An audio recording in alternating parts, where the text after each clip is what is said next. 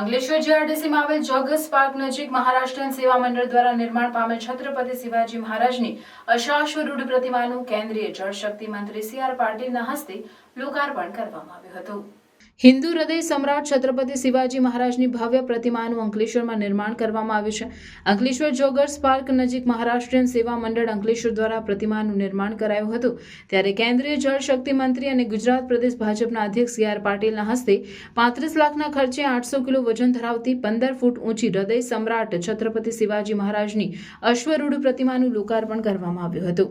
આ પ્રસંગે ભરૂચ સાંસદ મનસુખ વસાવા, ભરૂચ બીજેપી જિલ્લા પ્રમુખ મારુતિ સેટોદરિયા, અંકલેશ્વરના ધારાસભ્ય ઈશ્વરસિંહ પટેલ, ભરૂચના ધારાસભ્ય રમેશભાઈ મિસ્ત્રી, મહારાષ્ટ્ર સેવા મંડળના સભ્યો સહિત મોટી સંખ્યામાં લોકો ઉપસ્થિત રહ્યા હતા. એનાથી એ થાક્યા હતા, ધંધો થતો નહોતો, લૂંટાઈ જવાનો ડર હતો.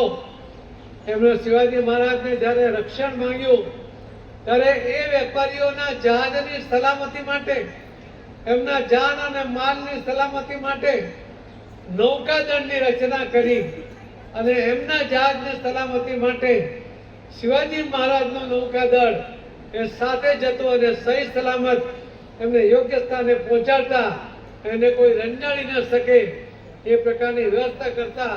તો ચાંચિયાઓ ભટકાય તો એનો ખાત્મો કરતા હતા. એ રીતે આ નૌસેના પણ બનાવવાનો કોઈને યશ જાય તો એ પણ છત્રપતિ શિવાજી મહારાજે. તમે જે રીતે એક થઈને આવ્યા છો, જે મોદી સાહેબ કહે ને એક રહેંગે તો સેફ રહેંગે, તો આ એક રહેવાનો પ્રેરણા પણ તમે આ પ્રતિમામાંથી લેજો. એ મારી નમ્ર વિનંતી સાથે આપ સૌને ફરીથી ખૂબ ખૂબ ધન્યવાદ સાથે મારી વાતને વિરામ આપું છું.